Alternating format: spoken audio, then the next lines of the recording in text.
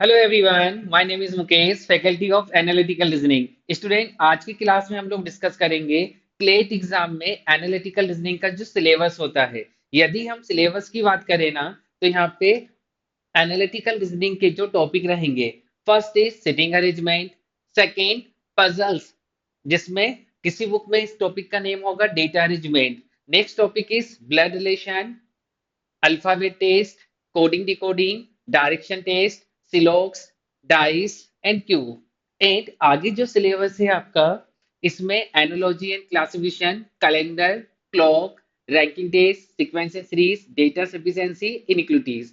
मतलब जैसे ही हम बात करते हैं एनालिटिकल रीजनिंग की, तो ये ऑल सिलेबस जो है ना, एनालिटिकल रीजनिंग में कवर होता है स्टूडेंट। अब इसमें से भी कुछ मोस्ट इंपोर्टेंट टॉपिक रहेंगे, जैसे ही ये क्लास में होते हैं, तो इन्हें आपको रेगुलर प्रैक्टिस में रखना है स्टूडेंट। ये टॉप 10 टॉपिक हैं। देखो, फर्स्ट टॉपिक क्या रहेगा आपका?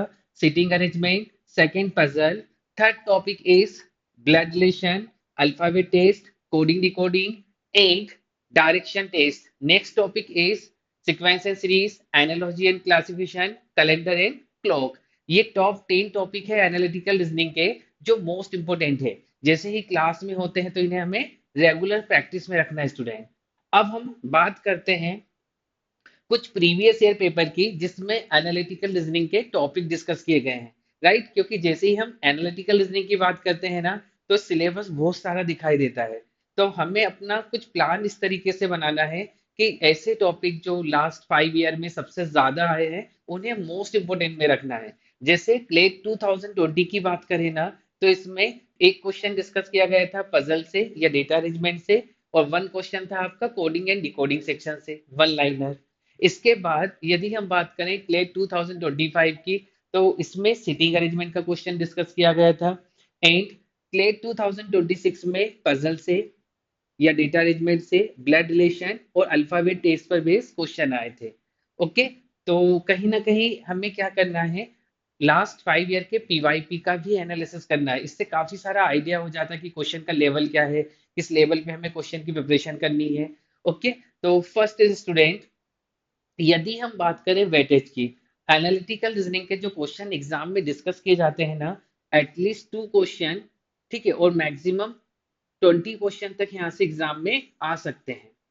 एआर सेक्शन से एटलीस्ट 2, मैक्सिमम 20 तक। ओके, बट यदि हम बात करें कि सर अब इनका सोर्स क्या रहेगा, किससे हम स्टडी करें, तो सबसे पहला तो जो आपके पास स्टडी मटेरियल है, उसे कवर करेंगे हम। ठीक है, जो भी क्लास में होता है, क्लास सीट का रिवीजन करें।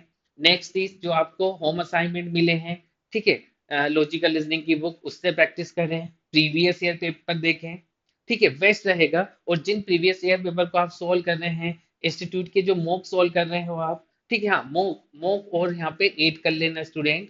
ठीक है, जो भी मॉक हम लिख रहे हैं उसका प्रॉपर एनालिसिस करें और इसका रिवीजन में रखें। आफ्टर 1 मंथ हम ओल्ड मॉक का रिवीजन करते रहें, जिससे आपकी स्पीड और एक्यूरेसी इंक्रीज होगी स्टूडेंट।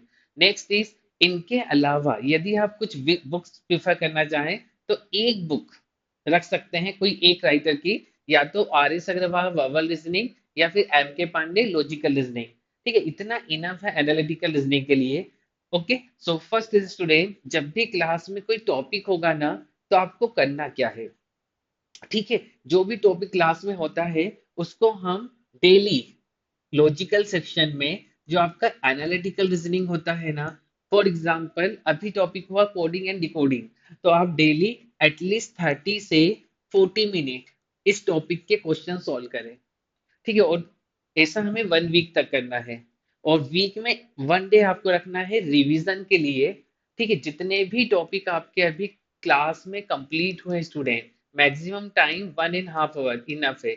यदि ओनली क्लास में अभी 2 टॉपिक ही हुए हैं, तो हम 1.5 आवर में इन 2 टॉपिक का ही रिवीजन करेंगे स्टूडेंट। इतना इनफ है। यदि मान लो कभी किसी वीक क्लास नहीं हुई है, तो हम वीक में एक दिन रिवीजन कर लें।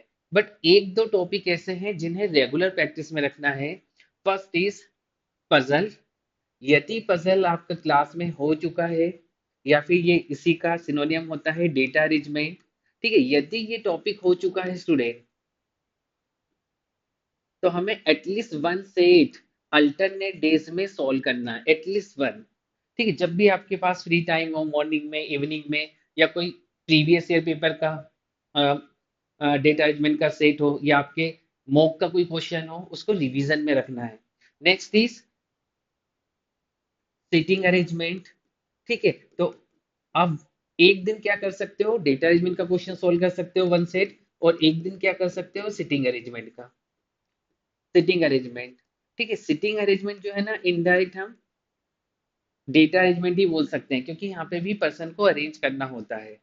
ठीक है, और कोडिंग डिकोडिंग हुआ, या फिर सीक्वेंस एंड सीरीज हुआ, ये टॉपिक जो है ना आपको रिवीजन में रखना है।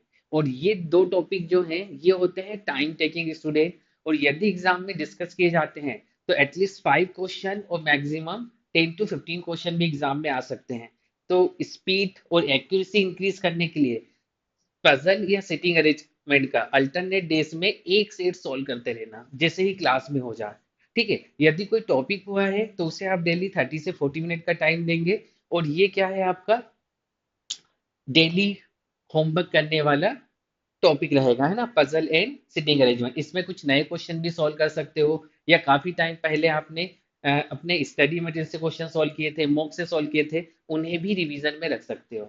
ओके, तो ओवरऑल स्टूडेंट, एनालिटिकल रीजनिंग के जो मोस्ट इंपोर्टेंट टॉपिक है, स्टार्टिंग में मैंने आपको 10 टॉपिक बताए थे, बट ये जो 7 टॉपिक है ना, इनके सबसे ज्यादा आने के चांस होते हैं।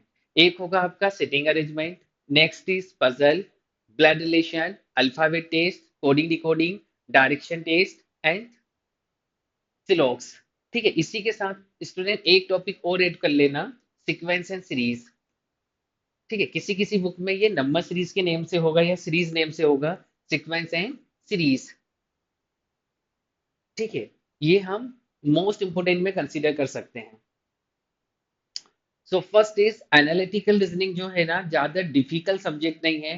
आप यदि एक प्रॉपर शेड्यूल बना के चलते हो, ठीक है, वीक में 1 डे फिक्स कर देते हो रिवीजन के लिए, जितना टॉपिक हुआ उसका हमें रिवीजन करना है। यदि वीक में हमारे बीच में कोई क्लास होती है तो डेली 30 से 40 मिनट हम उस टॉपिक की प्रैक्टिस करें, इतना इनफ है student. All the best, thank you so very much.